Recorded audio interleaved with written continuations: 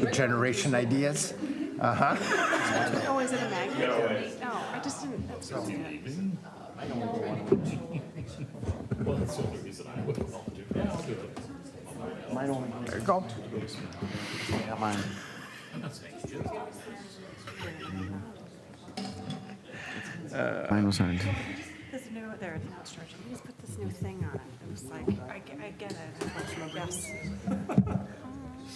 All right, we're going to call the meeting to order. Will the clerk please note those in attendance? All will be noted. Will you please join me in the Pledge of Allegiance? Allegiance to the flag of the United States of America and to the republic for which it stands, one nation under God, indivisible, with liberty and justice for all. Everyone has had a chance to review the minutes from the regular city council meeting on July 11th, 2023. If so, I'd entertain a motion to approve the minutes. I have a motion and a second. All those in favor say aye. Aye. Any opposed? Motion carries. The minutes are approved. Item 2B, minutes of the city council work session on July 11, 2023. I'd entertain a motion to approve those minutes. Second. I have a motion and a second. All those in favor say aye. Aye. Any opposed? Motion carries. Minutes are approved. Item 3, adoption of the agenda. Are there any corrections or amendments to the agenda? Seeing none, I'd entertain a motion to adopt the agenda. So moved. Motion and second. All those in favor say aye. Aye. Any opposed? Motion carries. We have an agenda. Item 4, consent agenda. It's a light one. We have one issue on there. I'd entertain a motion to approve the consent agenda. So moved. Second. A motion and a second. All those in favor say aye. Aye. Any opposed? Motion carries. Consent agenda is adopted. All right. Item 5, visitors and presentations. We have a Finance Department quarterly report. Ms. Kinsvater, please. Good evening, Mr. Mayor, members of the council. Tonight I'm here to talk to you about the second quarter report for the Finance Department and for the License Bureau operations. As we look at the finance report, there's not a whole lot to say. Things are going well. We're on budget. We're halfway through the year. The one thing that I did want to point out is that in previous updates, I've shared about our refuse fund, that when they're for the sale of the recyclables, that if the revenues that we get from the sale of recyclables don't cover the cost of processing the recyclables, then we have to pay. And so we kind of watch that swing depending on where the recycling market is. I'm excited to say that I think the recycling market is swinging back up. We got our first payment in May again. So we paid through the end of last year, the beginning of this year, every month we had to pay an amount to process the recyclables, but there was enough money in May from the sales that it covered the processing cost, and then we received a check for that. So I think that that is turning around. That was an exciting point to point out. The majority of my presentation will be about the License Bureau tonight. We've had a lot of changes and things that have happened in the last 3 months since we've had a chance to talk. So the License Bureau continues to be very busy. As we look at the total number of transactions for the department, we're slightly higher for the same period last year. In 2023, through the end of June, we had 43,806 transactions. And in 2022, we had 40,817. The revenues have increased for the year in the months of May and June. There are two primary causes for that. First, it's kind of the kickoff to the summer. We see our business pick up a lot in May and June as people get ready for the summer, get their boating, any DNR permits that they need. People are generally off some, so they stop in and are getting their driver's license. So it's typically a busy time of the year. What made this summer even more busy is with the closure of the Maplewood Deputy Registrar's office. So they are referring customers to come to our offices. So there is typically a line most days. The line tends to go fast. So just kind of trying to watch the line. We see people come in, kind of tracking. It appears that even though the line looks long, for the most part, people can get through in 15 to 20 minutes, sometimes maybe 30. However, there are days when it's really busy where their wait times would be longer than that 30-minute time. Our staff is processing the transactions as fast as they can. I think them now being used to the requirements for the real and enhanced IDs has really helped that process. And then when we have customers who do the pre-registration apps online, so they fill out a lot of the information online and then come in, that helps shorten that transaction time. So we've also been having a tab-only line when possible, because those are very fast transactions that we can get through. So we'll have a staff member just be handling the tab renewals so that the people that are in for just that quick stop can get in and out. So it's been going well. We've had a big increase in the driver's license transactions. I think back in 2019, in November, we had the highest driver's license transactions that we had done was 119 in one day. That's a lot of transactions for how long it takes to do a driver's license application. And recently we had a day that had 115. We can see that when we look at the significant increase in the count of the driver's license transactions. In April, we did 1,576 driver's license transactions in the month, and in June, we did 1,919. So there was a significant uptick over the last couple of months. Our staff is efficiently helping people. We see the transactions per hour increase, even with the additional transactions that they're handling. So they're working to get the customers through as much as possible. Another exciting part is the dealership transactions are increasing. So we process a lot of the dealership transactions when people purchase either a used or new car. And there was a while during COVID and kind of coming out of there where there haven't been as many car sales. And so that is starting to pick up, and that's a good source of revenue for our office. In 2013, so far we've done 13,044 dealership transactions compared to 9,790 that we did last year in the same time period. So one thing I also wanted to talk about is in recent months, we've had a couple of staff members who have left to pursue other job opportunities. So as we looked to replace those staff members, instead of replacing with full-time positions, we've been replacing with multiple part-time positions. And that's really offered some good coverage in the department. It gives us a broader base of staff to be there. So if someone is out sick or on vacation, you're not down one employee for the whole day. We have set times. We have a morning shift, a midday shift, and an afternoon shift. So if someone is out, within a couple of hours of being open, the next person's coming in, so we're having that extra staff to really be there to help the customers. That's also helping us create a stable financial picture so that we can be here to provide the services for the customers that do come in. As we look at what happened with the legislative session, we don't see any big impacts of that right now, but we will see some impacts as we go forward. As part of the legislative activity, they did do some fee increases this year. That had been one of our legislative priorities.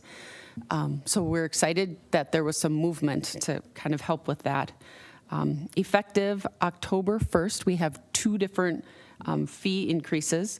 The driver's license filing fee will be increasing. The city will retain $3 more for every renewal driver's license application we do, and there will be $8 for every new driver's license application that we do. So those fees are really what we need to help cover our costs, because the fees that we were getting, we've discussed this many times, weren't covering just the cost of us to have staff here to operate with that. So those fees will help us be able to cover those costs. The second fee that goes into effect on that time, there will be the motor vehicle, the tab and filing fees will increase by $1 for every transaction. We'll have $1 more. And then on January 1st, 2024, there will be a $1 surcharge that's added to motor vehicle tab and title transactions that we will be retaining that surcharge. So I think the state is helping us be able to be successful in supporting our operations so that we can provide the service to the clients. And then also on January 1st, the deputy registers will be able to provide accident reports to customers for a fee of $10. So if people need an accident report, they can stop into our offices and pick it up after that time. So that kind of wraps up my presentation that I have for you. If you have any questions, I'd be happy to answer them. Thank you, Ms. Kinsvater. Council, any questions?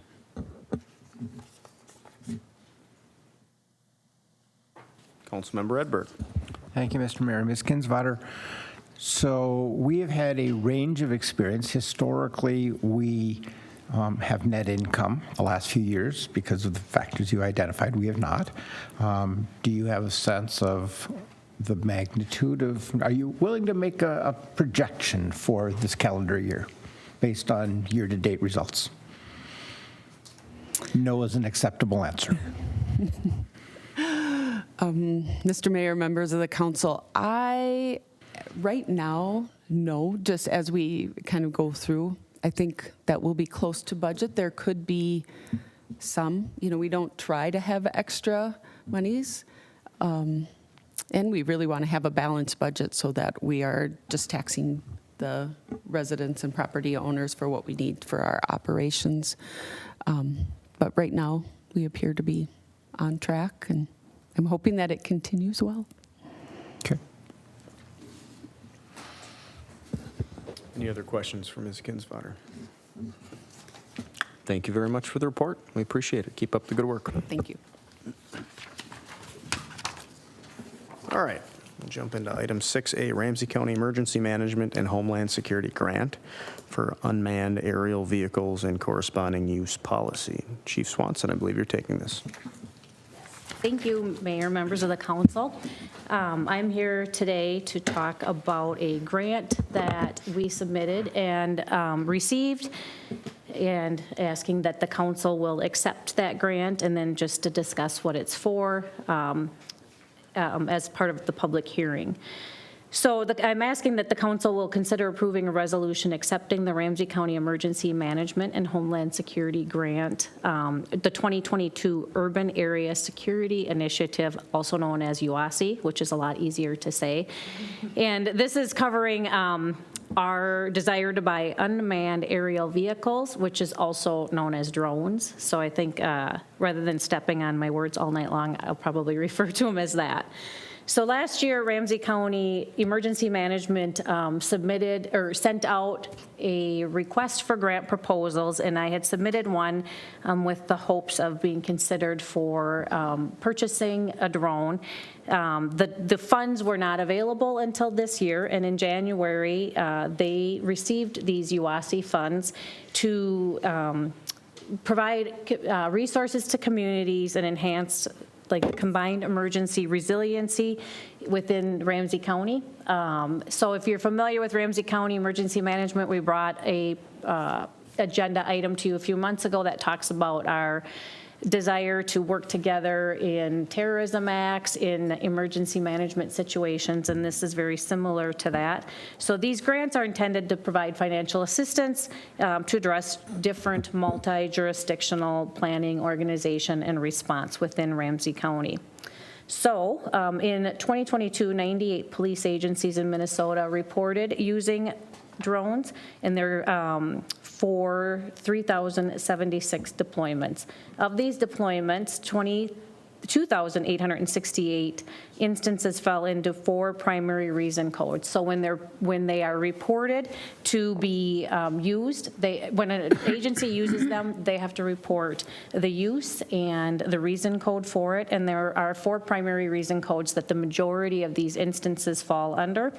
And those reason codes include training or public relation purposes during or after the during or in the aftermath of an emergency that involves the risk of death or bodily harm to a person, to collect information from a public area where there's a reasonable suspicion of criminal activity, or to collect information for crash reconstruction purposes after a serious or deadly collision. So several agencies within the metro area currently utilize drones, and within Ramsey County, it includes Ramsey County Sheriff, Maplewood, New Brighton, and North St. Paul Police Department, as well as Roseville.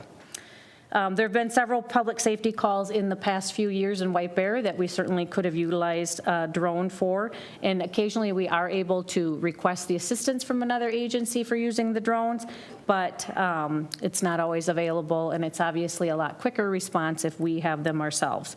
We are, and I'll talk about this in my PowerPoint, but we are looking at ones that are equipped with thermal imaging, and that would have been an invaluable resource for some of these calls. Some of the calls that come to mind is we had a drowning on White Bear Lake that this would have been utilized in, and we frequently have missing vulnerable adults. We have a lot of elderly care within the city, and sometimes the dementia patients will walk away. One in particular was this past winter during Hockey Day Minnesota weekend. We had one leave an area near Highway 96 and White Bear Parkway, and the victim made it all the way up to Hockey Day Minnesota. And if you were part of Hockey Day Minnesota, you'll remember how cold it was that weekend. Mm-hmm. And then obviously for suspects, when they flee on foot from an incident or in our officer-involved shooting, there were a number of drones used. So because of these reasons, we applied for the grant funding, and we were selected to receive a grant to be utilized towards this. It is a matching grant. We received $14,000 for the purchase of 2 drones, and then that will help cover the training and readiness for legal operation. So should the city accept that grant, there's a matching contribution, and the total of this, and I'll break it down in my slides, over 5 years is $30,600, and that includes equipment and software, licenses, training. So staff will ask the city council to accept the grant funds and authorize the matching contribution.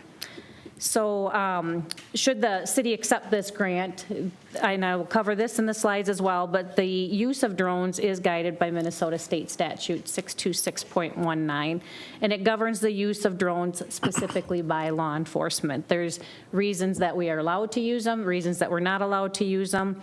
There's the need for a public hearing. There is the need for a policy that's posted on the website, as well as the reporting requirements that when we utilize the drone. So per the statute, the city must provide an opportunity for this public comment, as we're asking today, and that it should follow my presentation, I believe. So with the presentation, just a little a little back history. I think that everybody is somewhat familiar with drones. For the purpose of the statute, they are referred to as unmanned aerial vehicles. And it's a small aircraft without a pilot, a crew, or a passenger. And to operate the drone, all components of the system are required, which is what we have a proposal for. And this includes the drone, the base controller, a human operator or pilot, and internal technology system to allow the controller to communicate with the drone. This is just a picture of the drone that we are looking at. And if allowed to purchase 2, we would purchase 2 of the same. It's a drone that is manufactured and sold through Axon Taser Company. They also do drones. And the drone itself is very lightweight, and they're very similar to ones that can be purchased by anybody. They're not specific to law enforcement, but utilized by most law enforcement. And the significance to the one that we are looking at is that thermal imaging. We feel that we have a lot of need for that. Our partners who got into the drones a lot sooner than us have recommended that, and it's definitely not the most expensive drone. It's not probably the cheapest drone, but for having a lake, having winters, it is a more effective use of our resources. So just a little bit about the capabilities. The flight radius is roughly around 10 miles. It could fly the entirety of White Lake and White Township. The battery life on them is not the longest, as you can imagine. It's about 38 minutes if they're just hovering, 45 minutes flying time. And they can fly in the wind, which is helpful to us after the last week that we've had. And certainly it would have been helpful for us in the last week with some of the calls that we've had with the weather. The smart hazard avoidance flight is technology to hopefully not run it into something. And like I said, the perk to having our own would be that they are very easy to deploy and can be deployed within 2 minutes, and they're very lightweight. So these uses are summarized from the statute. So as I said, the statute does require us to only use them for certain situations, to include public safety emergencies. It could be used in fire or police. The policy that we will ask to implement is a police policy, and at this point we are just asking to license police officers. The statute covers police only and law enforcement's use. So certainly I know that fire would have a use for it, but at this point, the intention would be to keep it within police and have a police operator operate it, because we fall under the statute and the policy covers our department. Potentially use it for training. You have the ability to use it for training, crash reconstruction, locating the missing or vulnerable adults or children. If there's a signed warrant that is specifically requesting the use of the drone and a judge issues the warrant. Again, fugitive searches, and then community events such as monitoring traffic control or a public safety demonstration. At best, I could see our use being, 4th of July and Market Fest just with the traffic. Although yesterday would have been a good use of monitoring the traffic because our highways were at a standstill within the town. So by statute, law enforcement is not authorized to use the drone in certain circumstances that violates a person's reasonable expectation of privacy. And it should not be weaponized or deployed with facial recognition or biometric technology. And obviously the one that we're looking at falls within statute, but we are not able to add features to it that would violate somebody's expectation of privacy. Agencies that use a drone for the following, the statute, as I said, became effective in August, and agencies may use it for different reasons if there is not a warrant. And as I said, it was covered in a previous slide, but emergency situations or to collect information from a public area if there's suspicion of criminal activity or over a public area for training and public relations purposes. When we talk about the reasonable suspicion of criminal activity, the typical response that comes out of Ramsey County is maybe there's somebody that's in a house and they run out the door, they've assaulted somebody, they run out the door, and they're on foot. That would certainly be a good use of a drone. It's in years past, a lot of departments have used canines for, suspect searches. It's not always the safest thing. It's not always, it does not cover, obviously, the ground that a drone can cover, and there's that risk of injury to the officer, to the dog, and to the suspect if you're using a canine. The oversight of the drones is done through the Minnesota Bureau of Criminal Apprehension. So by January 15th of each year, the police departments or the law enforcement agency that has a drone must report to the Commissioner of Public Safety the number of times that the drone was deployed without a search warrant, the date and the authorized use of the drone, and then the total cost of the agency's drone program. And so if you go to the Minnesota BCA's website, you'll see the report for the last 3 years. And I was just searching through them as preparing for this meeting, and the first year that they were required to be reported, there were about 1,000 instances that they were used, and there were already about 90 different police departments using them, and they're, like I said, it's tripled in the use. And we have a draft policy developed that we took information and discussion through the Minnesota Chiefs of Police and through other police departments that have utilized them, and also the Minnesota Post Board, which oversees all of our policies. And the drone deployments will require an authorization by a sergeant, captain, or the police chief. And in addition to this, us being obligated by statute, the use of drones is also regulated by the federal government and the state of Minnesota. So the drones must be registered with the Minnesota Department of Transportation. The Federal Aviation Administration is the federal regulatory authority for us in the United States. So the drones would operate under the small aircraft rule, and that requires that the operator and pilot must obtain a remote pilot certification, and operation must comply with flight restrictions or waivers issued directly to the agency. So here is the cost that I was referring to. So the initial cost to purchase 2 of those grants, or 2 of those drone kits and the training, 5 pilot licenses, which I'll discuss, and then the drone license is $19,764. That would be for the first year. We have the $14,000 grant that we have been awarded, and then each year following, it would be a $6,200.16 annual cost, and that is for the software and the licensing of the drones. So the reason that we have 5 pilot licenses listed is we have 4 shifts, and so our hope would be to train an officer on each shift as well as a sergeant, because we would want to make sure that there is somebody overseeing the program. So as I said, it covers the pilot licenses, the drone license, and software, any technology that goes along with it. Any damage to the drone is covered within those years. So earlier in my presentation, I talked about a $30,000 cost. That is over 5 years. And there is not an obligation to keep the drones for all 5 years. If technology changes, which I'm sure it will in 3 years, we certainly can opt out of the following couple of years, and then those costs would just be whatever we have opted to go to. So we will have a match of the first year of about $5,000, $6,000.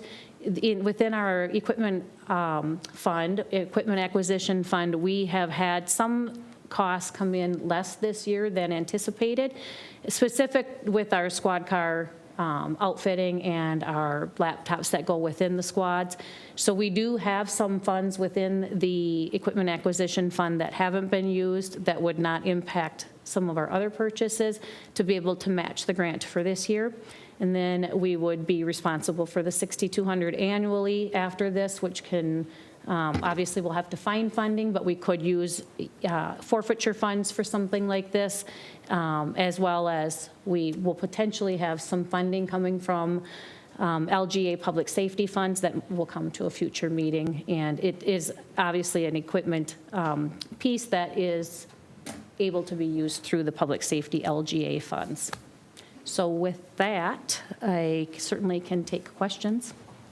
Thank you, Chief. I do have a couple questions, but maybe first, before we get to that, I will now open it up for a public hearing. For anyone who would like to speak to this issue, please step forward, state your name and address for the record, and you shall be heard. Anyone?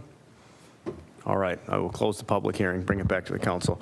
So, Chief, the idea of the drones makes sense. If you tell me it's a necessary tool for law enforcement and you're confident that we can address probably what is the primary concern, and that's privacy. I think that's what folks are concerned about. Is the police going to send up a drone over my house and watch me? And it sounds like we've got a policy in place to kind of provide some safeguards for that. My question is more around the economics of it. So I'll start here. Why do we need 2 as opposed to 1? Thanks for the question, Mayor. We have been asking that same question. And so Roseville, North St. Paul, and Maplewood, and Ramsey County were early into the drone use. And so I did poll all of them to ask why, why do they have 1 or 2, and why do they have more than 1? Anybody who started with 1 immediately went to 2, and some of them are trying to get even more. I understand that some of them are bigger agencies than us, but North St. Paul is not. And their reasoning for it is they have had multiple situations where they will, have a drone stay over one area. So say they're at an apartment building and, we had our officer involved shooting at a apartment. The drone would stay over it, but then the second drone would go and search the immediate area. It would fly out from that area. There has been times when a drone has gone down for maintenance, and as I said, it's covered in our costs. Some have not always had that alert system where they've run into something, and then they do run into something, and then they're down. So they have said that once they have gotten the drone or received the drone, they have become very reliant on it, and to not have that backup drone or a second drone to be able to use has really halted some of their activities. Okay. And then the initial kind of acquisition costs, I'm not an expert by any means, but I happen to have some time flying a drone, and years ago got a drone pilot's license, and it was like a book that I bought and studied and went and took a test, and it was $100. So the initial cost seems kind of high, and then the ongoing $6,000 for software. I get that there's software and licenses, but that's a lot of money each year. So maybe you can speak a little bit to where that's going. So each drone is about $6,500. So there's the $13,000 of it. And then the initial cost of that is also the training.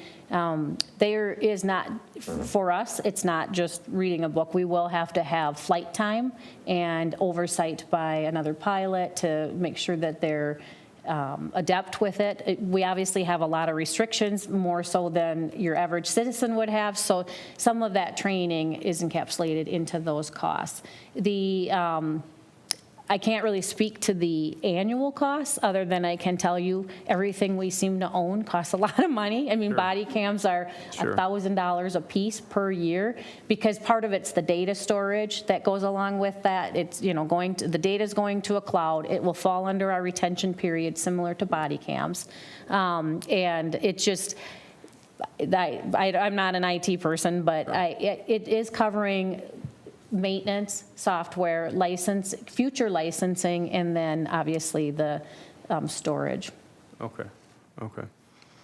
And then you mentioned that it covers it if it crashes or breaks or something, so there's some kind of insurance element to what we're paying for then? Correct. And Correct. do you have some feedback from other agencies? Do these things crash from time to time, often, every once in a great while? I don't know what the success rate is. One agency they crashed one into a lake and lost it. It was a river. And one agency has ran it into a building. So there are, and they're not real durable when that happens. So there were, I don't know how often it is. I mean, all the agencies I polled have only been using them roughly about 3 years. And it was only 4 agencies that I talked to. 2 of them had incidents. Okay. Well, those are the questions that I have. Council, do we have any other questions for the chief? Councilmember Edberg. Thank you, Mr. Mayor. So, Chief, I'm curious. Okay, there are 2 parts of your presentation. First is fire department. I was not clear as to whether they will be permitted use access to the UAV under police operation, or if they are not permitted at all. Can you clarify how the use of the drone fits into our fire operations, if at all? Certainly, Mayor, members of the council. At this point, it is going to remain with the police department, because the policy is a police department policy. The statute, we're purchasing it with UASI funds with the intention that it will be used for police use. And we are governed with higher standards than fire would be, but we do go, say there's a fire, we go on a fire call. So we had a significant fire in the city a couple of months back. There were several police officers on site. Certainly we expect that we will help fire, as we do with any fire situation, and operate the drone within that. If as time goes on, we are able to have a joint drone with the fire department, then certainly they would just need to be trained. It's not that we don't want to share it. It's just that we are unable to share it based on statute and our policies. And with the intention of why we're buying it. We're buying it under funds that were utilized towards law enforcement agencies. Okay.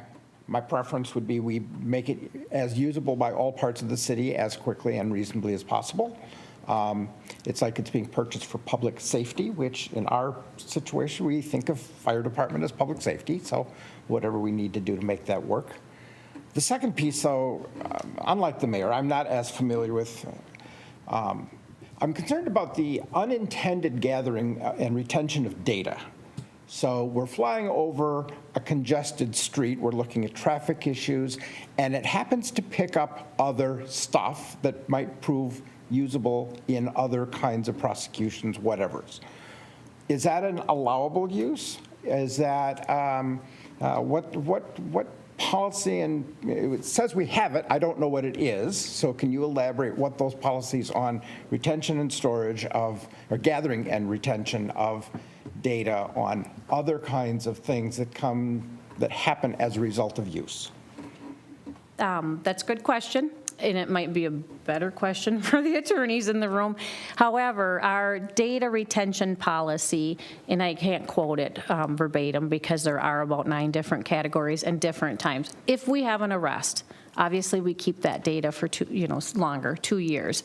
If a drone will fall under very similar guidelines, whereas if we have our officer-involved shooting, we would retain that data for 2 years. If we have it over Market Fest to monitor traffic, it's going to purge within 7 days.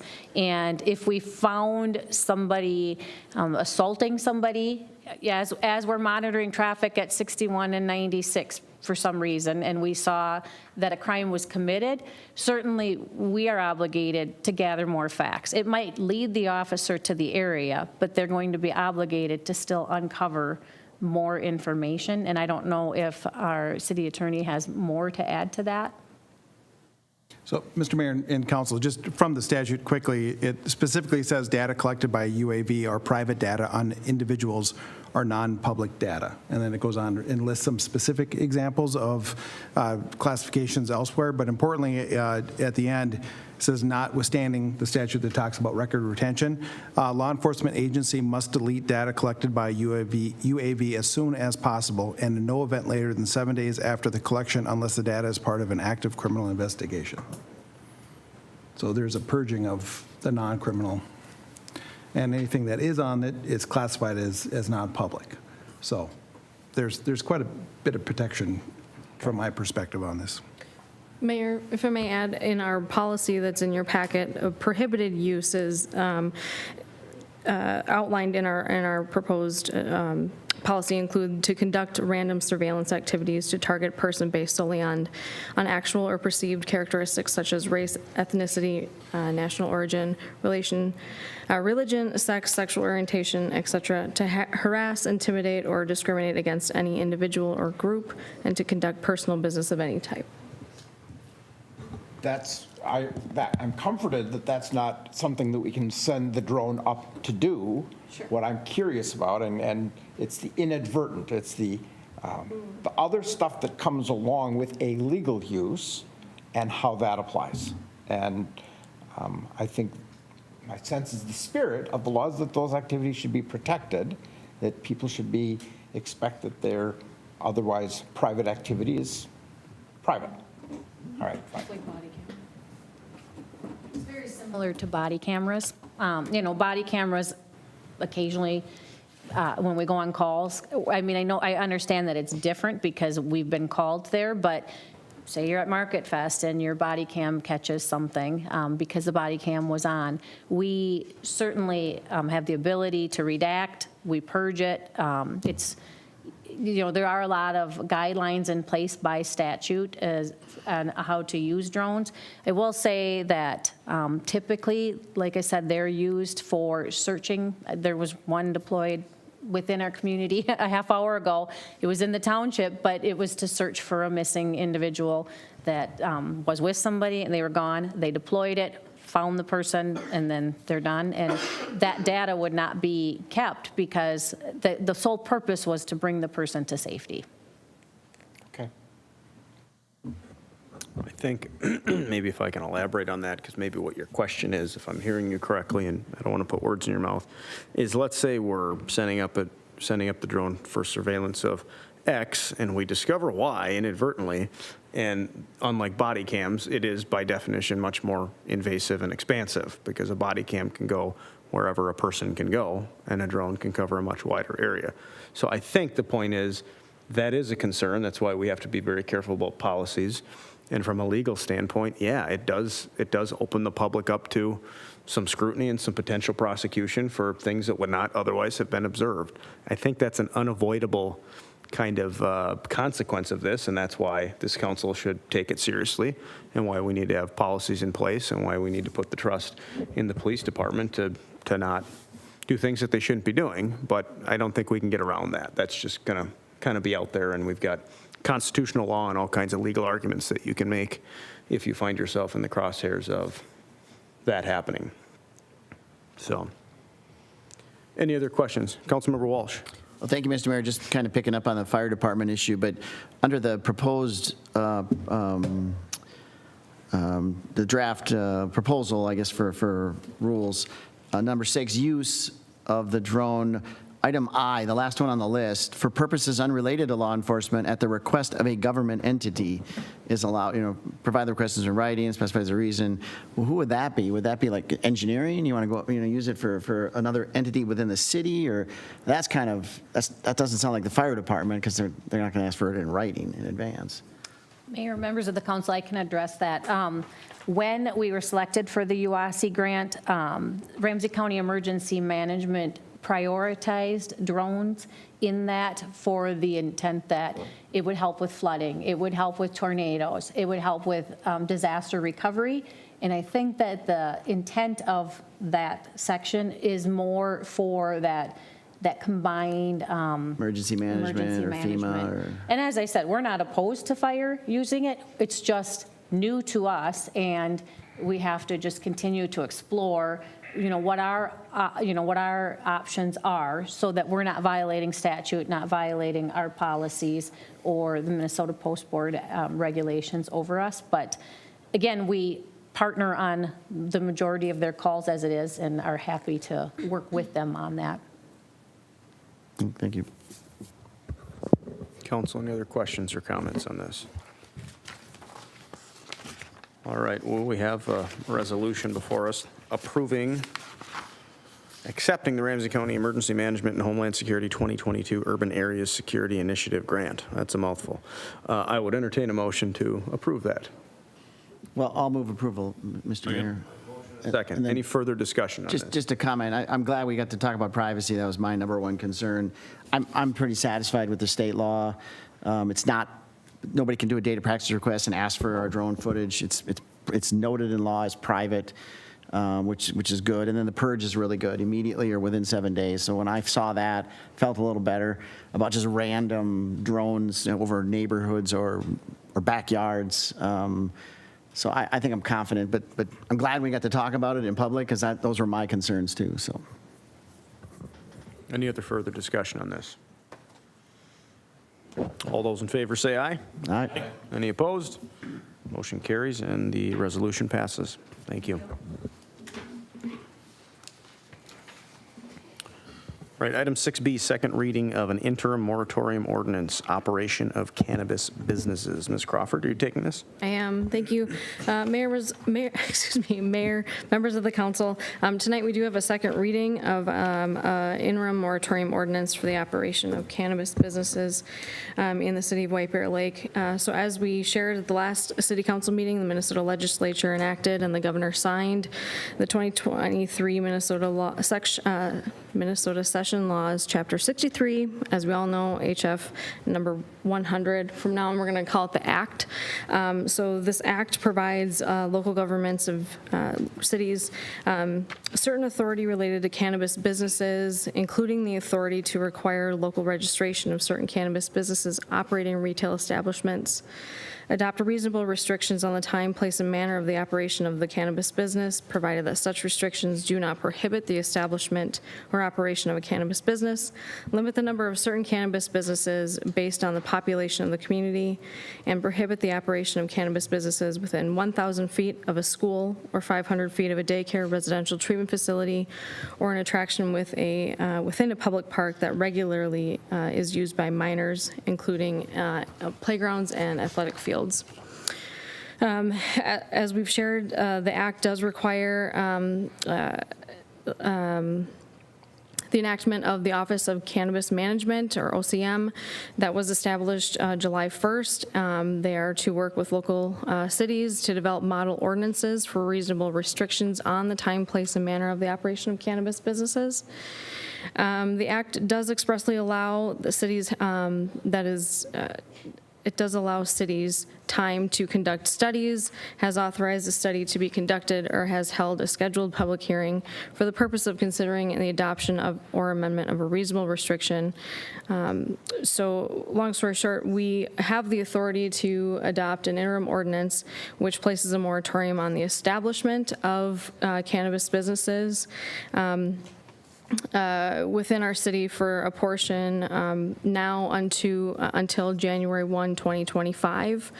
So given the uncertainty regarding all of this new legislation and the lack of model ordinances yet to be developed by OCM, I do recommend that the City Council does adopt an interim ordinance imposing that moratorium to protect the health, safety, and general welfare of White Bear Lake residents, businesses, and citizens until we can further study this. So in your packet, again, is that proposed ordinance. What has changed since the first reading is language that was added to Article 6, exceptions, to address the city's active moratorium prohibiting the sale of cannabis products, which was approved September 27, 2022. We did just add a sentence in there to accurately reflect that we do still have that moratorium. So again, this ordinance does authorize us, staff, to conduct a study. During that term of the ordinance, no business, person, or entity may establish or operate a cannabis business within city limits. The violation of this ordinance would be a misdemeanor. And the ordinance is proposed to become effective the first day of publication after adoption and would remain in effect until January 1, 2025, unless the City Council chose to amend it or put reasonable restrictions in place that would expire the moratorium sooner. So with that, the city attorney and I can stand for any questions that you may have. Thank you. At this time, why don't we open it up for the public hearing? Anyone who would like to speak to this issue can step forward to the podium, state their name and address, and offer your comments. Would anyone like to speak to this issue? Please.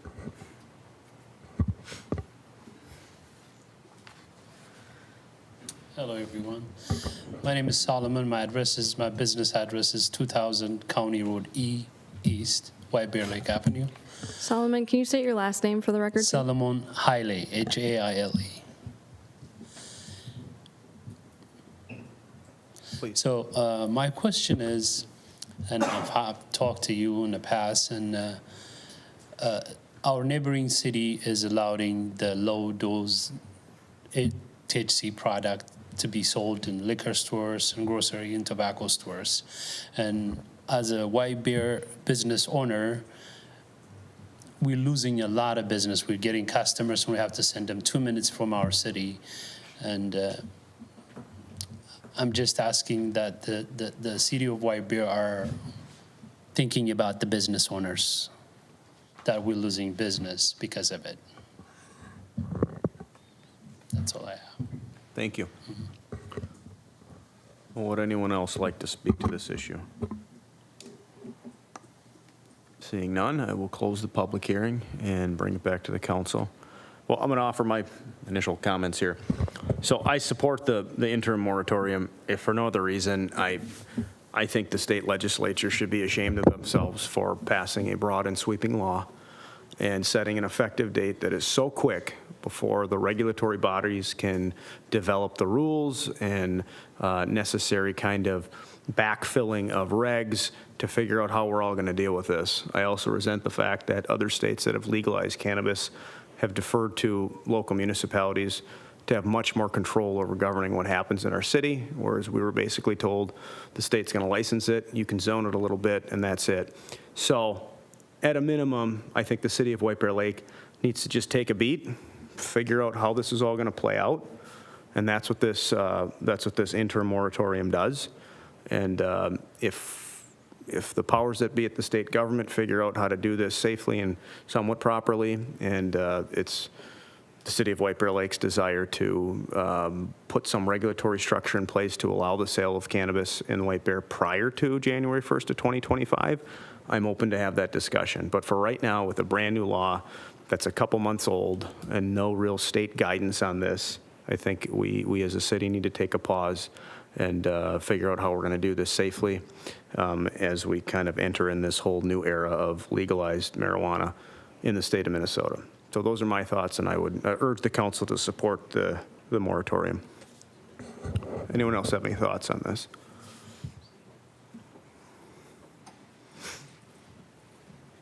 Councilmember Walsh. Well, thank you, Mr. Mayor. Just first a question. Our current moratorium on edible cannabinoid products expires when? I guess I've forgotten. October? September 27th, I think it is. September 27th, that's going to expire. We're not going to, no plans to re-up that, I don't believe, right? I mean, it's not the wish of the council to re-up that at this point? I don't think we can, but I'll defer to our city attorney. So, Mr. Mayor and council, correct. So what we're working on at the direction of council was a licensing ordinance to go into effect prior to the expiration of that, to allow edible cannabinoids Right. to be sold in tobacco shops and liquor stores. So that's coming That's our the way relatively soon. So does that solve the business owners' concerns? I mean, so we'll get on the same footing as our neighbors, at least if we move quickly on that piece. No one can compete on the other level in the state yet. On the THC, no one, or on the cannabis or marijuana sales, no one can do that. So I just want to make sure we got the level playing field going. So that's coming soon, which will open that up when our moratorium ends. Okay, I just want to clarify that, so. Yep, so, sorry, Oh, go ahead. if I may, Please. we are talking about, right now, we do presently have an interim moratorium ordinance regarding the low-dose hemp, the low-potent THC, is what I'm going to call it. This moratorium is different in that it prohibits the business operation or dispensary, if you will. So we will be coming back to talk about an interim licensing structure until that is set up through the state, through OCM. So we will be talking about that in our upcoming couple of meetings as well, which I believe letters are going to be issued. I think they went out in the mail today to all of our tobacco great. license holders, liquor stores in town, just outlining the next couple of months, what we'll be talking about here. Councilmember Jones. Thank you, Mr. Mayor. I echo everything and agree. I will add to the point, the problem with the law, I am confused with the amount of push on it. I don't care either way. I support legalized cannabis, but not the way it's rolled out. I'm dumbfounded by the way the state of Minnesota is not following tobacco and alcohol policies at the same time. It just, I don't know why we need to create a whole new other bureaucratic institution to do so, but that's not what we're here to talk about. Here's what the problem is that I have in law. One thing, it's like I have a store that would potentially be selling it in my ward. And currently, the state law is saying that you can't be between 1,200 feet of a school property, playground, whatever. This one is going to come within that distance. And so is it close enough? Is it to the center of the property? Is it to the edge of the property, corner of the property? Nothing. Nothing. So how is my city staff, how is my police chief supposed to manage any of that? And this wasn't written much better than the THC, where half the elected officials, arguably half, turned around when they approved THC last year. But did we just approve pot? They didn't even know. That's the incompetency that's going on with all of this. And again, I don't want to speak for the council, I'll speak for me. We do support both. It's just managing it is turning out to be not so easy for multiple levels of the city staff. So therefore, like the mayor said, take a breath, step back, just wait. And I'm sorry, with the cannabis aspect, you're not losing any sales yet. Maybe you will. So, thank you, Mr. Mayor. Anyone else have a comment on this? Seeing none, well, You looking for a motion? yeah, I would entertain a motion to approve the interim ordinance imposing the moratorium. So I'll move the moratorium. I have a motion, a second. Any further discussion? Well, just to add on to your comments, Mr. Mayor, I agree. I don't like any of it, but we don't get to make certain decisions. Those have been made for us by the legislature. We need the moratorium. We need the time. If we get done early and everything falls into place, I wouldn't have a problem with rolling it out. We don't take every last minute just to get the regulatory scheme in place before the state is ready. But we're not ready right now. We need a lot of work to be done, so. All right, any further discussion? All those in favor say aye. Aye. Any opposed? Motion carries. The ordinance is adopted. We have a second action item, and that is the accompanying resolution approving the summary publication of said interim ordinance by title and summary. I would entertain a motion to approve that resolution. So moved. I have a motion, a second. Any further discussion on the resolution? Seeing none, all those in favor say aye. Aye. Any opposed? Motion carries and the resolution is Mr. Mayor, approved. just if you'd indulge, it's not on the agenda, but Please. on this topic, are we soon going to work on, what am I trying to, an ordinance related to nuisance and public use? Is that coming our way? I know some other cities are doing that. Something we can do immediately. Don't have to wait for the state on that. So have we examined that question? I can't remember what we talked about. Yeah, that's a good question. I asked that, and I think there was some confusion. I think our city manager or city attorney can clarify whether or not it's currently prohibited from use in public spaces, or if the municipality has to affirmatively pass an ordinance to prohibit that. So, Mr. Gilchrist, maybe you can enlighten us. So, Mr. Mayor and Council, it is my understanding, though admittedly I haven't drilled down on this particular issue all that much. My understanding is that no, it's not prohibited in public. That's why local governments have the authority to adopt the ordinance to prohibit public use. There are some definitions about what's considered public or not, making it clear that certain things are not public, so they can't prohibit within a home, those sorts of things. It is a petty misdemeanor. One thing, the city manager and I had a brief communication on this, and I know in the work session, the council has talked about this too, some level of parity between public use of tobacco, liquor, and cannabis. So one approach, and I guess a recommended approach that I would have, if the council is so inclined, is to look at all of that and what's allowed in public parks or not, and try to come up with some sort of level playing field, if you will, on that. So if looking for direction, I guess, from the council. But yes, my thought is that would really need to be a standalone ordinance, because we're drafting this, what is ultimately a temporary licensing scheme, some zoning regulations, and this really isn't a zoning regulation. So I really see it as falling into a standalone ordinance. Well, in terms of some direction, I'll tell you where I stand on that. As far as I know, we currently prohibit the use of alcohol in a public park, and there's no reason why we shouldn't prohibit the use of marijuana usage in a public park. I think that makes good sense. So I would support that, and there are certainly some nuances with what constitutes a public space, but I think that's where we start. And I'd like to see a draft ordinance that brings it into parity with how we regulate smoking and more importantly, alcohol use. So that's what I'd like to see. I don't know where else the council falls on this. If the staff's not busy enough, just do that. Does anyone else on the council have a thought on that? Councilmember Edberg. Yeah, thank you, Mr. Mayor. So our society has made its peace, uneasy as it might be, on the use of alcohol and tobacco. They're poisons. They do bad things to people, but we say that's part of what we accept as a society. The more that we can place cannabis regulation in a same mode, so that if it's legal for one, it's legal for all three. If it's illegal for one, it's illegal for all three, to allow some consistency in understanding and knowing what those regulatory approaches would be. I think that makes sense from a use standpoint, from a personal standpoint. That's so seeking parity, not looking for something special, but seeking parity makes sense to me. Does anyone else on the council have a thought on that?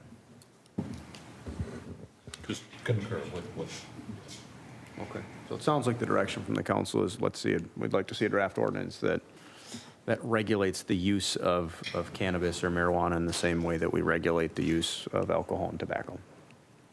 Did you have something to add, Ms. Crawford? I was just going to say, we can, other cities are doing that, we can model theirs. This shouldn't be very difficult, but we will take some time to evaluate our existing ordinances. So we will try and bring that back to you probably at the second August council meeting for first reading.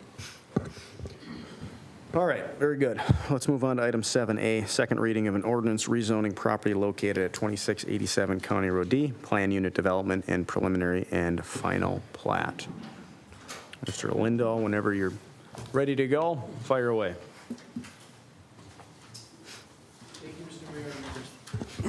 Excuse me. Thank you, Mr. Mayor, members of the council. As you mentioned, this item is the second reading of rezoning ordinance and then consideration of action on the associated rezoning subdivision and plan unit development for the property located at 2687 County Road D. For some context again, located just to the west of County Road D and Century Avenue, or just north of Interstate Highway 694. The applicant, and I'm sorry, I should probably start by saying, as you mentioned, this is the second reading and now consideration of action. Staff has spent considerable time at the public hearing with the Planning Commission going over this application in detail, and then also at the first reading giving the council a very detailed briefing. We'll try to go through the information here in highlights tonight and then respond to questions from the council or the public. But just as a way of reminder, 14-bed nursing home memory care facility. The rezoning is from the existing B2 limited business to RB residential business transition, which is necessary to allow this particular use. Subdivision of the property because, again, the existing property straddles County Road D, and the applicant is only developing the southern piece. And then a plan unit development to address a couple minor deviations from that proposed RB zoning. There were no comments that came through from the concept plan review in the neighborhood meeting or the public hearing or the first reading that occurred at the council at your last meeting. And both the Planning Commission and staff are recommending approval of these items. The rezoning discussion really is the second reading here tonight and the detailed first step of what we're talking about. We went into much more detail about the criteria as you see here on the screen, and there is much more detail in your staff report about the findings related to this. To summarize, staff finds that the proposed application is consistent with the 6 criteria that are necessary for review or rezoning. The plat was the subject of some conversation at the last, at the first reading. It was noted that there were, that staff had directed the applicant to designate the northern piece as an outlot for potential future development. That is now shown clearly on the plat that the applicant has revised and submitted. And by definition, an outlot cannot be developed on its own. The applicant would need to come in to file a second edition of this particular plat with future development at such time that they would do that. The PUD analysis again allows flexibility from those certain zoning standards in the proposed zoning in exchange for that higher quality development. In this case, it's necessary to allow that decreased east side yard setback and some different hard surface setback standards that the applicant is proposing. In exchange, the applicant is offering increased amounts of landscaping and enhanced exterior materials. The Proposed, again, deviations are proposed again on the site plan with a proposed 10-foot setback along that east property line. And then those red areas showing the locations where the sidewalk would be closer to the building. Elevation and plans are included in your packet, and we've been through these. Floor plan also included in your packet. Landscape plan shows significant landscaping throughout the site, the location of stormwater and the like. With that, staff would recommend approval of the items included in your packet. Again, that ordinance for the rezoning, a resolution granting preliminary and final plat, and a resolution granting general and development stage plan unit development approvals, again, for the property located at 2687 County Road D. And with that, I'd stand for any questions. Thank you, Mr. Lindahl. Well, as the council recalls, at the first reading, I think we discussed this at length, and we saw it at the initial phase during our planning process. So it looks like a good project. I recommend approval, but anyone have any thoughts on this, or does someone want to? Councilmember Edberg. Thank you, Mr. Mayor. So I do not have an issue with the project on the southern portion. Your language confused me, and I'm not sure if that's because I'm confused and confusable. So the memo identifies Mr. Winges as the applicant. It also identifies lower below that both Mr. Brueggemann, who has been the owner of that parcel, as an applicant along with Mr. Winges. And you talked about outlot, and I don't recall the outlot conversation from our last meeting. So my understanding of that, so we have a parcel separated by County Road D. The southern portion is what we are looking at to rezone and authorize the memory care facility on the southern lot. I have no issues with any of that.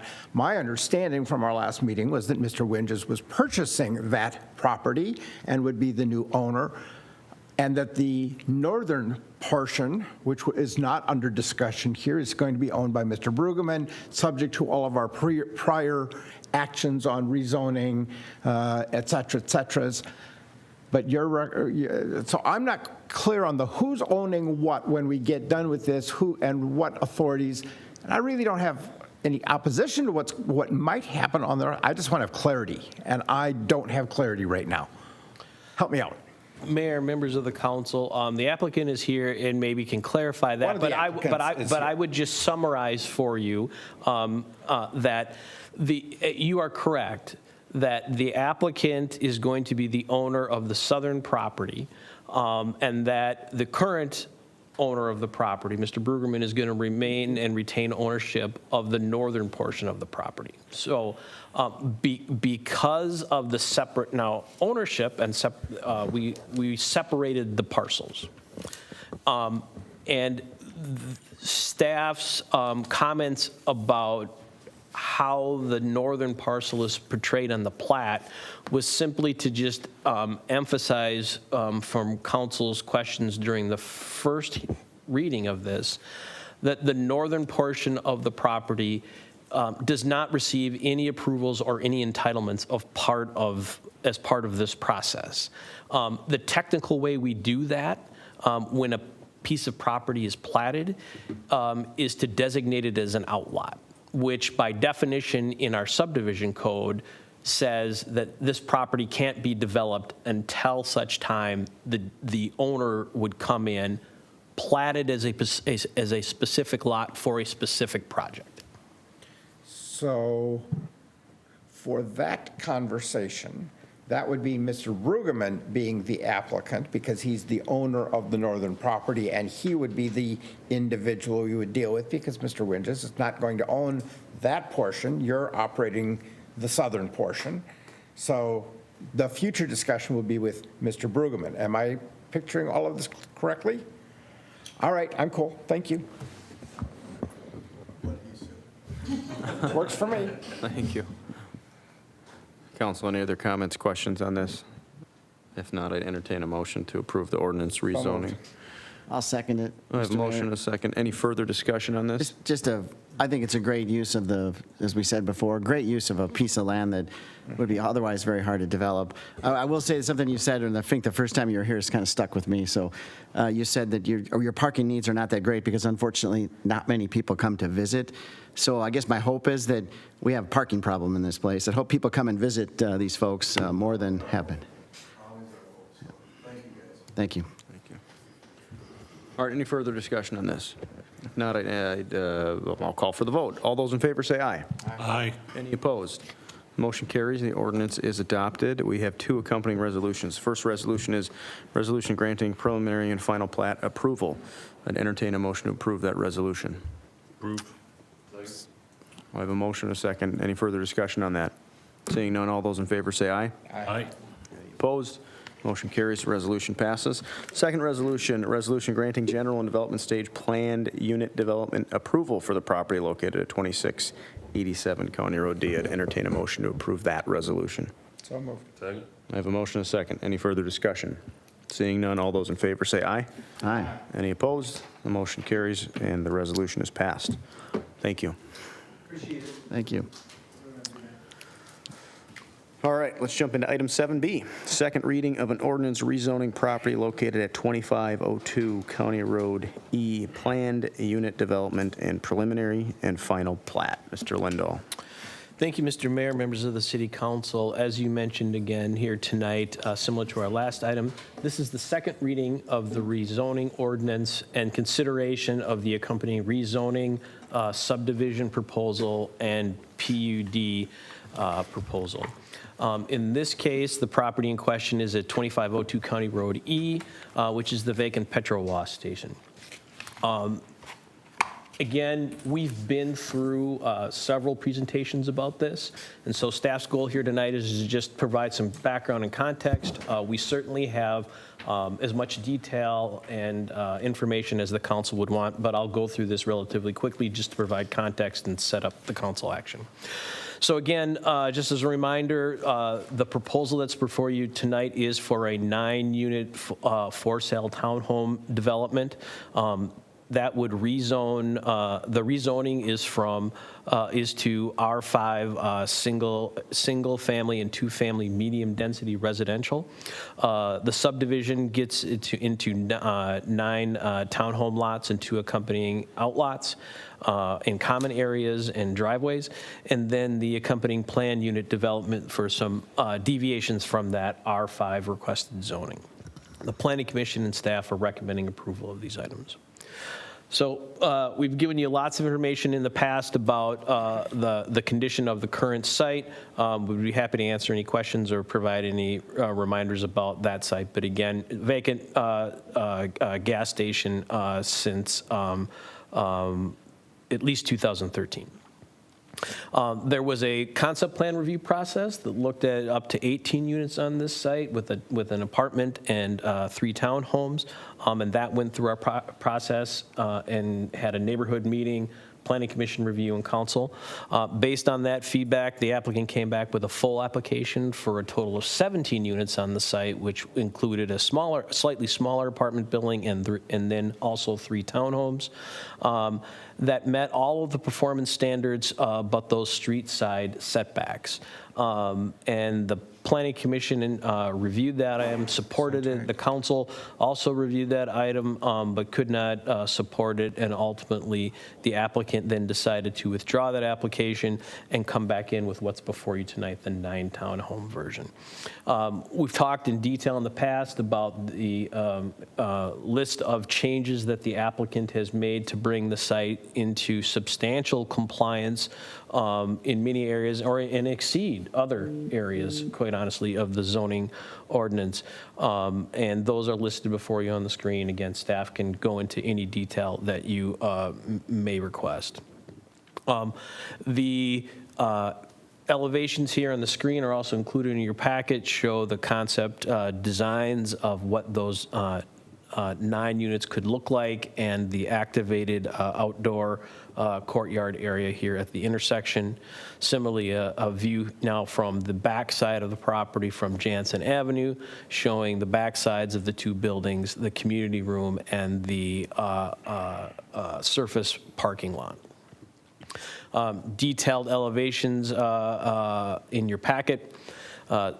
Similarly, this slide talks about the rezoning and the criteria related to that, and staff has gone into great detail, and the staff report has listed extensive findings related to how this site and proposal meet the rezoning criteria. The next series of slides goes into the detail about those, but I will go through those, come back to any particulars that the council may have. I would just pause here on this side and note again that the image on the right side of this slide indicates where, and with red circles, where the applicant is proposing or asking for slight deviations from the setback standards, and where the green circles indicate where they either meet or exceed the setback standards for the neighborhood. And the overall here intention, again, of to front this this development towards the street, more consistent with our future land use classification, but also to create the biggest buffer and distance from the neighboring properties. Again, more rezoning criteria.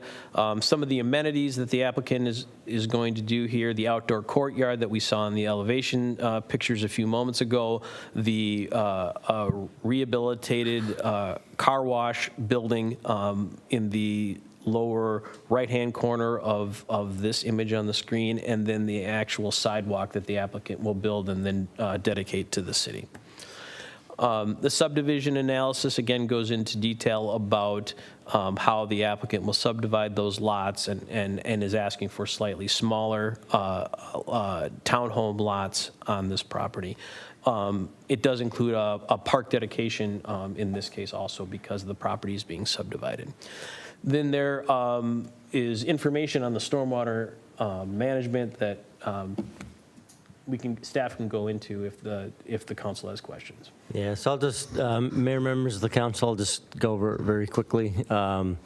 The site plan that is before you tonight has gone through all the review and acceptance process from a stormwater management standpoint. They're providing a biofiltration basin at the southeast corner that meets all of the engineering and watershed district requirements. And will ultimately discharge cleaner water than the existing site does today. The other thing that I will note is that upon completion of the project, they will be required to submit a stormwater maintenance and operations manual or agreement that will outline the what they need to do to clean, maintain, operate that system to make sure that it is maintained to a standard that they're approved under. So. Then just the last few slides here. Again, this slide summarizes the PUD exchange where the applicant requests some of those deviations that we talked about in setback and minimum lot size in exchange for a higher quality development, and the list of items that the applicant is offering in an exchange is here listed on the screen, and we've talked about a lot and is detailed in your staff report. So with that, again, staff would recommend approval of the rezoning ordinance, in this case, again, to R5 single and two-family medium-density residential, approval of a resolution granting preliminary and final plat approvals, and approval of a resolution granting general and development stage plan unit development approval for that property at 2502 County Road E. And with that, staff would stand for questions. Thank you, Mr. Lindo. I also want to thank Mr. McKillian and Element Design Build for their commitment to developing this site. I supported the previous project, and as you recall, there was some large pushback from the neighbors, and that's why we have the process in place. And to the developer's credit, they went back to the drawing board and I think came up with a great project that's going to be a huge benefit to that site. So I would urge the council to support this, and let's improve that site, and hopefully it'll lead to even more development along that four corners that is long overdue for some development. So, council, what would we like to do with this? Councilmember Edberg. Thank you, Mr. Mayor. So I'm supportive of the project and intend to make a motion momentarily. I want to call out and recognize the challenges of working with this site. Its size, relatively small, specific location at a busy intersection, its adjacency to neighborhoods. It's just been, it's a challenging site. I too want to express appreciation to the new builders and owners of that site for their work in the community and for bringing back this project.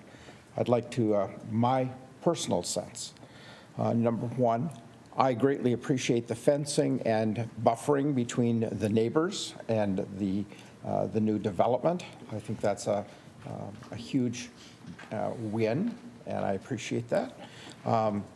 I do not find the density to be too dense for that property or for the neighborhood in general. I appreciate that the height is lower than the maximum, less than what it could have been. I appreciate the stormwater work. The folks around Pepper Tree Pond are very, they are zealous in their desire to protect and preserve and defend that little water feature and do all that they can to keep it a positive environmental feature. The addition of stormwater treatment provides much better protection of runoff water than what anything we have currently. So it's a double win. It's just plain good for everything. I like the design. I think it activates in a positive way. And I'm looking forward to seeing more folks walking in that neighborhood, walking on and near that property. I want to note a couple of other things. I think approval of this design avoids some of the risk that I think the city might otherwise have faced in the sense of what other permitted commercial uses could have been legitimately cited there. In my mind, most of them would have been inferior to, in fact, all of them would have been inferior to the proposal that we have in front of us. So there is a defensive purpose in saying this is not only a good thing in its own name, but it also avoids the complications of other potential uses that could have come before us. The particular aspect of this completes one corner of a very blighted intersection. It's being done through private capital. It's done through the creation of housing that is inside of our desired range of the type and scale of housing, the price point of housing that fits our community's needs and plans. So I don't have anything bad to say about this. I will be delighted to make the motion to approve the rezoning. Second. We have a motion and a second for the ordinance rezoning the property at 2502 to go from B3 to R5. Any further discussion on that? Seeing none, all those in favor say aye. Aye. Any opposed? Motion carries and the ordinance to rezone passes. We have two resolutions that accompany this. I'd entertain a motion to approve the resolution granting preliminary and final plat approval for the Wildwood Row Homes addition within the city of White Bear Lake. So moved. Second. I have a motion and a second. Any further discussion? Seeing none, all those in favor say aye. Aye. Any opposed? Motion carries. The resolution passes. Second resolution, I'd entertain a motion to approve the resolution granting general and development stage planned unit development approval for the property at 2502 County Road E. So moved. Second. I have a motion and a second. Any further discussion? Seeing none, all those in favor say aye. Aye. Any opposed? That motion carries and resolution passes. Thank you. Appreciate it. Mayor, if I may, really quickly. Sure. I just want to thank the developer. This has been a long process. Staff has worked very hard. The council has worked very hard. The neighborhood has worked very hard with a new process that we put in place earlier this year. So thank you for your patience in working with our community, and welcome. We appreciate it. Thank you. Item 8, new business. We have nothing scheduled. Item 9, Planning and Land Use Regulation Working Group. Mr. Lindahl, I believe you're taking this. Mayor, yes, Mr. Mayor, members of the council. I'm sorry, just to take a second to find my memo here.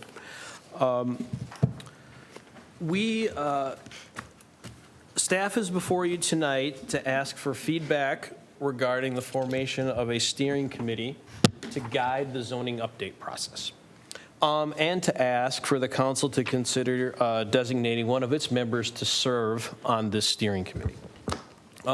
We have reached a point in the preparation process to get started on this that the formation of this steering committee or guiding group is our next step. The group generally will provide feedback and guidance to staff and the consultant team throughout the process of drafting the updated regulations, and serve as to provide updates and liaisons back to the Planning Commission group and the City Council itself throughout the 18-month process to keep those two groups more broadly informed of the process as it's going. The proposal is that this group will meet approximately 6 times throughout an 18-month process and be asked to be part of, right now as it's planned, 2 open house style meetings. In working with the consultant team, staff believes the committee should be made up of about 9 residents. And that those particular members represent various land use and community issues on that group and carry those perspectives forward. So just to designate, to kind of give the council a structure of what this group could look like. There's a list of groups and interests that staff is recommending be included in this group. Just if you have your memo in front of you, I'll just go down the list quickly. 1 city council representative. We're proposing 2 planning commission representatives at this point. An environmental advisory commission representative, a member from the Economic Development Corporation or EDC, a member from the County Road E Corridor Study, a housing task force representative from that group that had done some work in the past here for us, a representative from the Historical Society, especially related to how the historical character will be important to be represented in how we prepare the ordinance. A member from the arts community or a representative from the arts, culture, and educational study that was done a few years ago.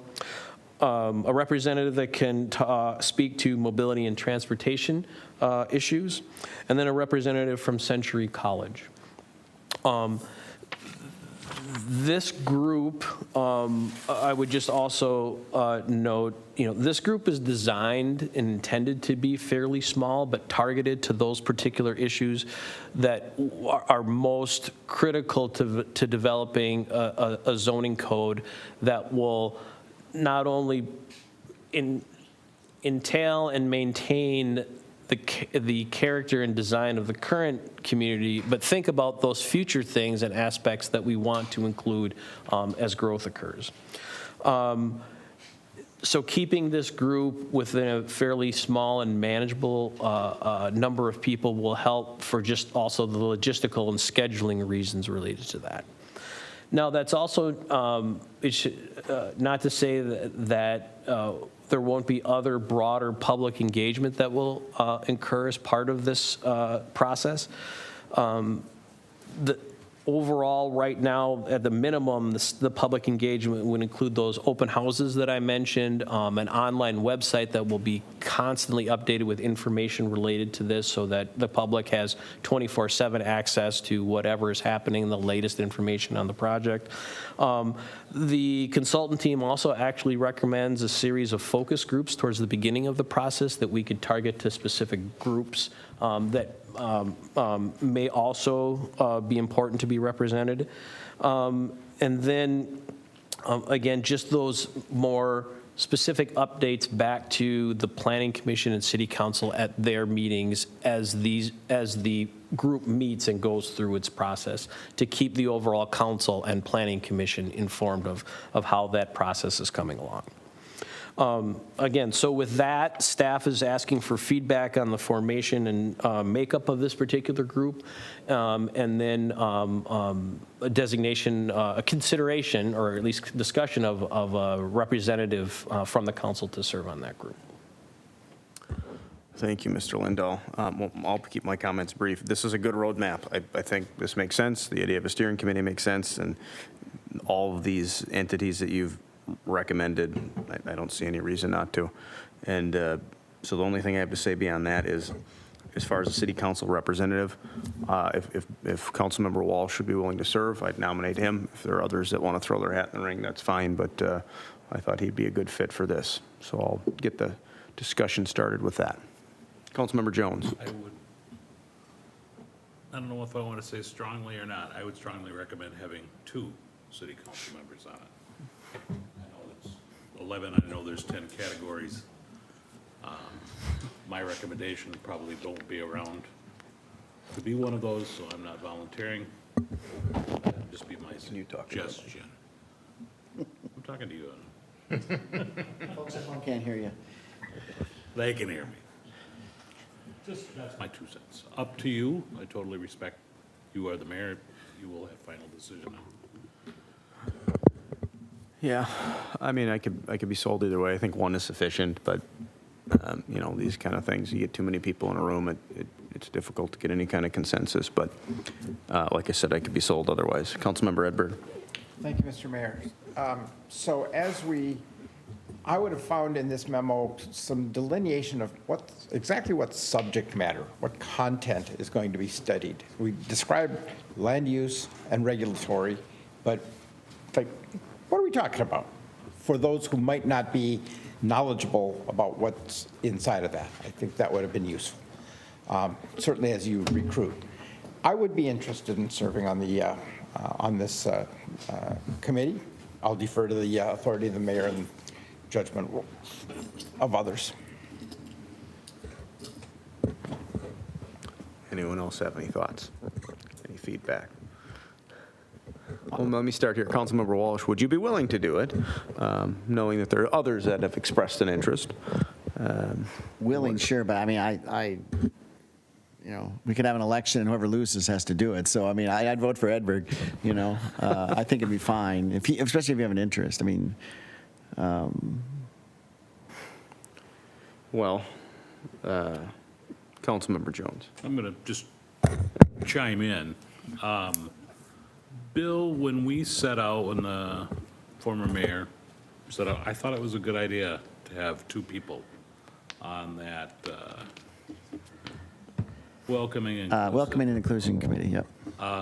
It was because it's like I was, you know, it was weird, not because of where we sit.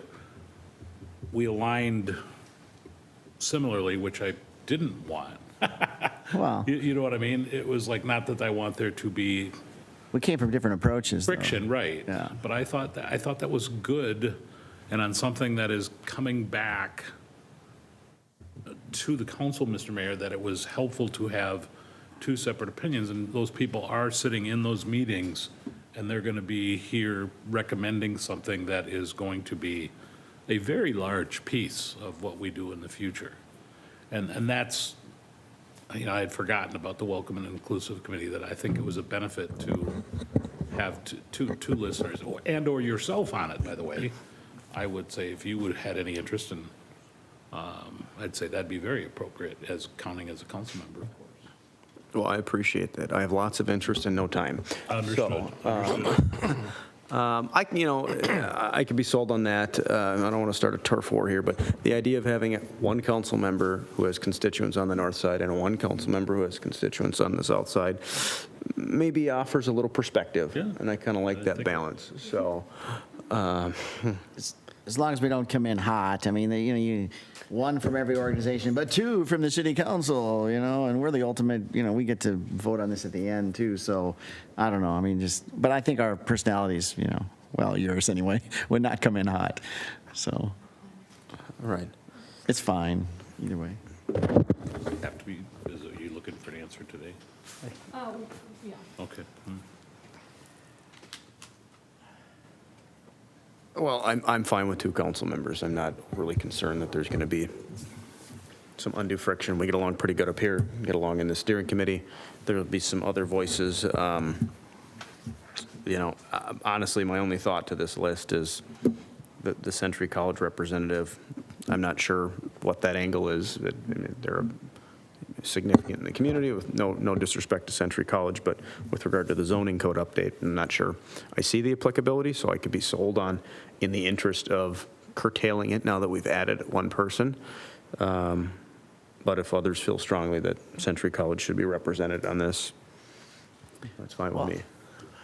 I wouldn't subtract. I think it's a great opportunity to bring them in, and I looked at the list and said, I'd like to, interact with some of these folks. So I definitely wouldn't subtract. So I guess the question is for Mr. Lindahl, if we bump it to 12, is that still a manageable group to get the kind of feedback and discussion that you're looking for this? Mr. Mayor, members of the council, the purpose of this item tonight was to hear feedback from the council. I think we've gotten that. I think this would still represent, a manageable, targeted, easy to structure and a productive kind of group based on the council's feedback. So, technical question, who's appointing the steering committee? I don't know. Is this my appointment? Is the council voting? I mean, I don't really know whose call this is. We don't have a structure. It was really just a discussion item if you were good or not. We weren't looking for names out tonight outside of the city council members, rather the groups, and then we would kind of task, staff would make the connection, if you will. So you can authorize this list of categories or make an appointment if you want. It's really up to us, to you. That's my question. Is it up to me? That's the Claim point of the question. omnipotence. I say yes, it's up to you. Okay. Appointments, Omniscience Okay. alone, but omnipotence works. authority, in the mayor. Yes, Mr. Gilchrist. So my recommendation would be staff collects names based on those categories, brings it to the mayor, mayor agrees or not, and then ultimately comes to the council for ratification that, yes, this is, we hereby appoint this commission, keeping in mind that this group is subject to the open meeting law. So keep that in mind as you hold these meetings. Thank you. That was the clarification I was looking for. So, okay. So for purposes of tonight's meeting, I have what I need, that there are a couple council members that have expressed interest, and we'll figure it out from there. So do you have what you need for purposes of Yes. moving forward? Okay. Council, yes, thank you. We're going to call item 9A done now. All right, moving on to item 10, communication from the city manager, Ms. Crawford. Thank you, Mayor. Do have a couple slides tonight of upcoming events. Rounding out summer already, I don't know where it's gone. The last Market Fest is this Thursday. The theme is the Environmental Resources Expo. Our EAC will, of course, be there, as well as other staff. We will also have the Downtown Mobility and Parking Study. They will have a booth, an informational booth at Market Fest this Thursday. We had about 200 people stop at the booth last time, so it was wonderful feedback. We're getting a lot of surveys back, really good information coming in.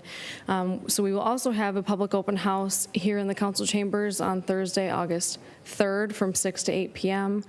National Night Out or Night to Unite is Tuesday, August 1st. We are still taking neighborhood parties to register. City Council, Mayor, I did send an email out today. If you are interested in riding with police or fire, please let me know so we can get that coordinated. And we do have neighborhood parties in every ward this year, so that's wonderful. And then the All Abilities Playground ribbon cutting at Lakewood Hills Park is Thursday, August 3rd at 3:30 p.m. The Lions and the staff is requesting attendance from the City Council. If you know you're not able to come, please let me know. Followed by the ribbon cutting will be popsicles in the park. We're turning this into kind of a public event more than just a ribbon cutting, so police and fire will be there as well as public works employees. And then Safety Camp, although registration is full, will be Tuesday, August 8th from 7:30 a.m. to 5 p.m. at Podvin Park. And then lastly, you see outside all of our walls are up for the new public safety facility. It's moving along nicely.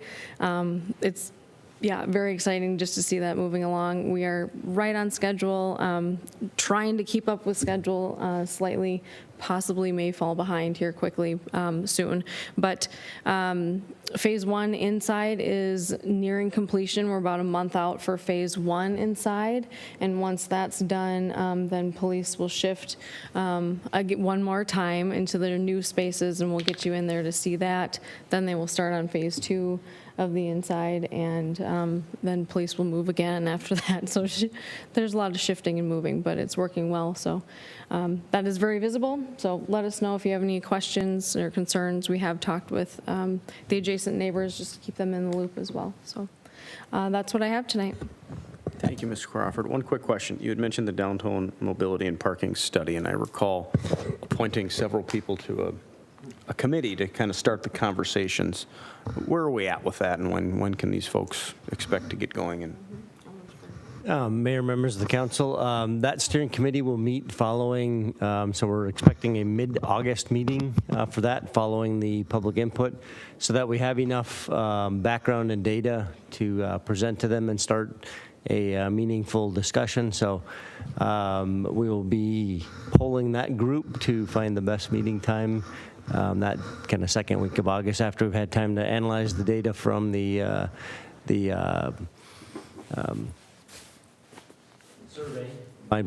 survey, the data that we've gotten from the Market Fest booth, as well as the open house, so that we'll have, again, that meaningful data to make it as productive of meetings as possible with that steering committee. Great. Thank you. Council, any questions for Ms. Crawford? All right, I would entertain a motion to adjourn.